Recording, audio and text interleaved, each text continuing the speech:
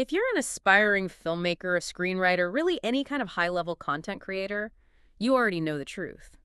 Choosing the right education path, well, it feels like its own major motion picture, usually titled something like The Debt Trap. Does. And the competition for those top jobs is just so intense. Then you see the tuition bill for the elite schools, and it's astronomical. And it creates this immediate, high-stakes question, which is exactly what we're diving into today. We've stacked up all the sources. We're looking at the legendary American giants, the highly specialized global contenders, and also the high-value, affordable public options. Right. So our mission is to cut through the noise of all that institutional prestige. We need to analyze these legacies, unpack the surprising niche focuses, and really answer the central tension here. Is that massive price tag truly worth the investment? Exactly. Or can you find an equivalent education and that all-important industry network for, a fraction of the cost? Okay, let's unpack this by starting where most people's research begins. Yeah. The titans of the U.S. film education world. The traditional choice is always framed as this battle between the two power coasts, right? Los Angeles versus Manhattan. Mhm. We're talking about the behemoths. USC's School of Cinematic Arts versus NYU's Tisch School of the Arts. So what's the real difference in their approach, according to what we found? Well, USC holds what our sources describe as legendary status, and a lot of that just starts with its location. Being right there in Los Angeles. Exactly, right in the epicenter of the production industry. So USC focuses, really intensely on the technical aspects. The nuts and bolts. The nuts and bolts. Think massive scale production, camera work, advanced editing, visual effects especially.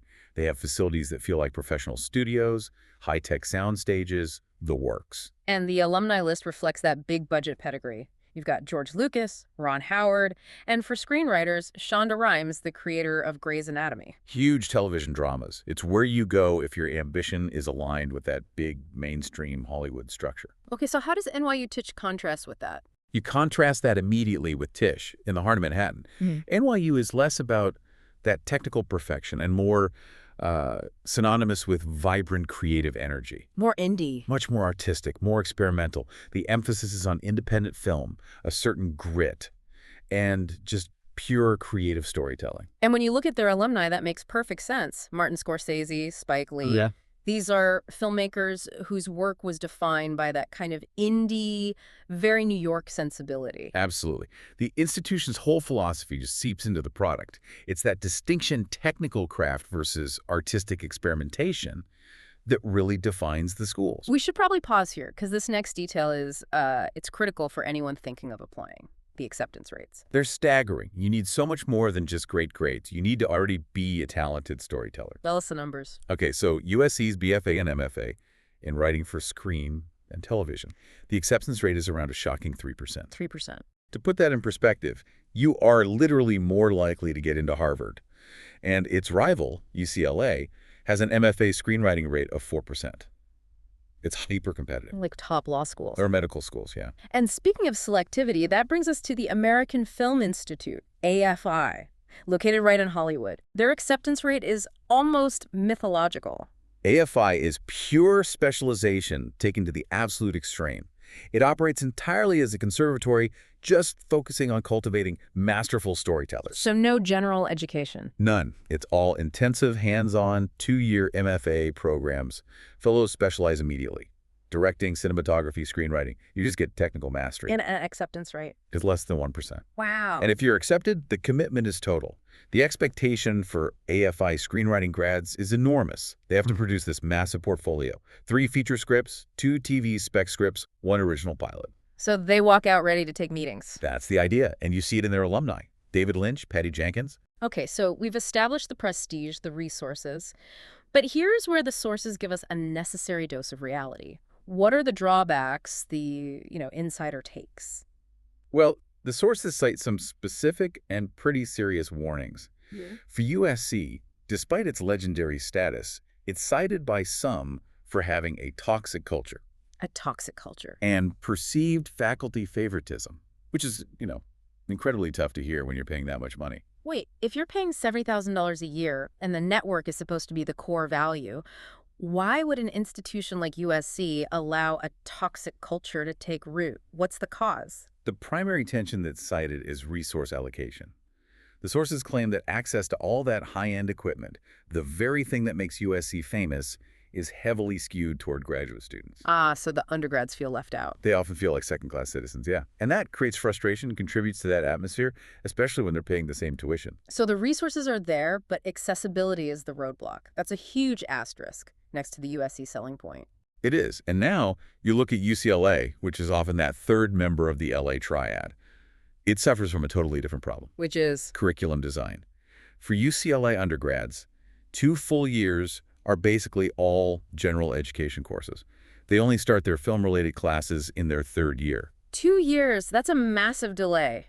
In an industry that moves this fast, 2 years of gen ed before you even touch a screenwriting class feels like lost momentum. Exactly. And to make it worse, some sources say UCLA uses equipment that's considered outdated for the current industry standard. Ouch. In a digital world where tech advances every year, that puts graduates behind the curve from day one. It really does, even if they have the talent. Okay, so that technical gap at UCLA brings us to our next group. The schools that are actively designing their curriculum for tomorrow's industry. The future-proofers. A great example here is Loyola Marymount University, LMU. The Hollywood Reporter recently ranked them 5th in the U.S. for 2025. And what are they doing differently? They're reacting directly to the industry shifts from the strikes and new technologies. They launched a Business of Screenwriting course. To cover all the new legal challenges for writers. But the real forward-looking indicator is their new class that addresses generative AI. That's a topic that terrifies and excites the entire writing community. Well, I was going to say, that's the big one. Right. They have a pioneering course called Producing and Screenwriting with AI. This isn't just theory. It's about how this tech will be used in the writing room, how to protect your IP, how to use it as a tool. That's crucial for career longevity. And that business focus seems to be a theme. What about Chapman University's Dodge College? Dodge is known for melding modern facilities with a more intimate campus. And their MFA screenwriting program is famous for emphasizing the business of the business. Making sure writers know how to pitch, how to negotiate. Exactly. The bridge between creating art and actually earning a living. And it works. Their alumni include the Duffer Brothers, the minds behind Stranger Things. Yeah, that makes perfect sense, that practical focus. And then in New York, you have Columbia University attacking the collaborative side of things with its program structure. How so? They offer a dual MFA in screenwriting and directing. They recognize a writer can't exist in a vacuum.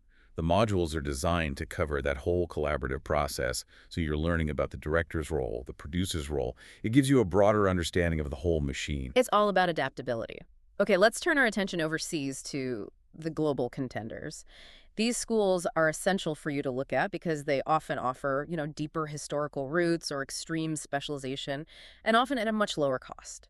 We have to start in Central Europe with FAMU. That's the Film and TV School of the Academy of Performing Arts in Prague. It carries a huge weight of history, right? Enormous. It's the 5th oldest film school in the world, established right after World War II in 46 or 47. So FAMU was training filmmakers during the Soviet era, through the Cold War. What kind of creative philosophy did that produce? A really powerful one. FAMU is famous for what was called the Prague Wave, known for its politically charged, often surrealist storytelling. That lineage includes Yugoslav directors like Emir Kusturica and, most notably, the Czech New Wave figure Milo Forman, who studied screenwriting there. And there's a huge financial distinction here for international students. This is a big takeaway. It absolutely is. This is a model you see across Europe. Courses taught in Czech are tuition-free. Free. But their English-taught courses do require tuition, though it's often significantly less than the U.S. private school. So it offers 2 very different pathways. Moving to the UK, we've got the National Film and Television School, NFTS. Right. The NFTS is consistently hailed as Britain's top school, mainly because of its connection to the professional working industry. They operate incredible studios. And they have the awards to back it up. They do. They won the BAFTA for Outstanding British Contribution to Cinema in 2018. It's hard to get more industry recognition than that. And their alumni are just as prestigious. Like, well, you have Nick Park, creator of Wallace and Gromit, and the Oscar-winning cinematographer Roger Deakins. They just really emphasize hands-on professional work. Okay, finally, let's look at Germany. Film Academy Baden-Württemberg. This place sounds like it's built for modern media production. It's a center for extreme specialization. Heavy focus on animation, visual effects or VFX, technical directing, and interactive media. If you want to be a specialist in the most high-tech parts of the industry, this is where you go. And they produce a ton of projects. Over 250 a year. Yeah. It speaks to that hyper-practical approach. And the financial model for EU learners is extremely compelling. How so? For EU citizens, their postgraduate specialties, like technical directing, which is taught exclusively in English, are tuition-free. Tuition-free for that kind of high-tech training. That's an incredible value proposition. The game changer, especially when you think about avoiding that crippling debt. So we've seen $70,000 a year at USC, and now tuition-free specialization in Germany. This brings us right back to our core tension. What does this all mean for someone trying to manage student loans? I mean, the cost contrast is the clearest data point we have. USC and NYU can easily top $70,000 a year. But the public programs offer a dramatically lower entry point. Give us the numbers on those affordable, high-value schools. We're talking about places like Florida State, CSUN in Northridge, and the UNC School of the Arts. In-state tuition can range from as low as, what, $6,000 to $7,000 a year? That is a life-altering difference in debt load coming out of college. It is. And these schools aren't skimping on experience. FSU has an incredible system for production costs. Right. All their student films are fully funded. All of them. Think about that. At a private school, you're paying $70,000 in tuition, and you still have to raise money for your films. At FSU, that burden is just gone. And CSUN gives you that vital LA County location without the private school price tag. This is what you need to know. Is the pedigree of a USC or NYU truly worth 6 figures of debt? Or is an FSU degree with fully funded films just as powerful in the long run? Which brings us to the great industry debate. Film school versus raw on-set experience. The sources present two, diametrically opposed perspectives.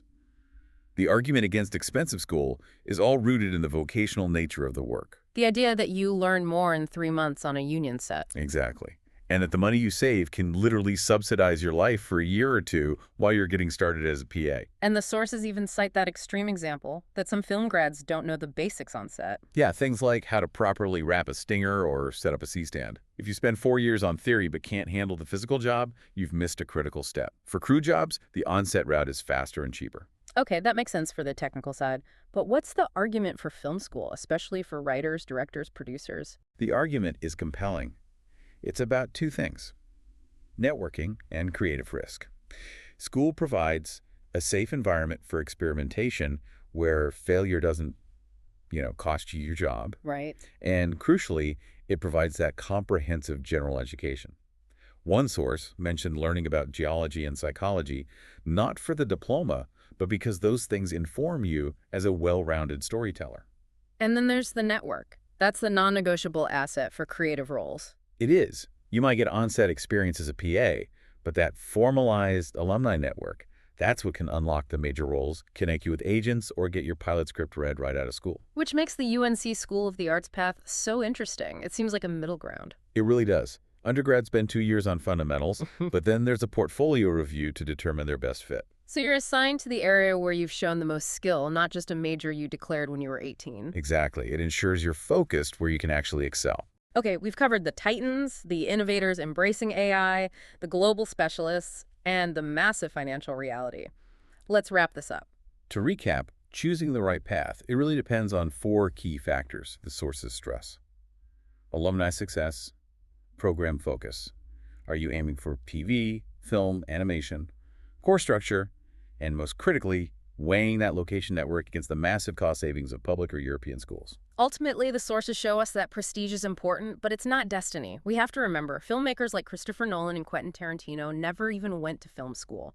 The degree is one option, but honing your craft is the constant necessity. Which leads us to our final provocative thought for you to consider. Given the emergence of subjects like producing and screenwriting with AI at schools like LMU, how quickly will the value of a traditional, very expensive curriculum depreciate? If the future is moving toward low-cost technological mastery, is minimizing debt to maximize your own adaptability the dominant path forward for the next generation of storytellers?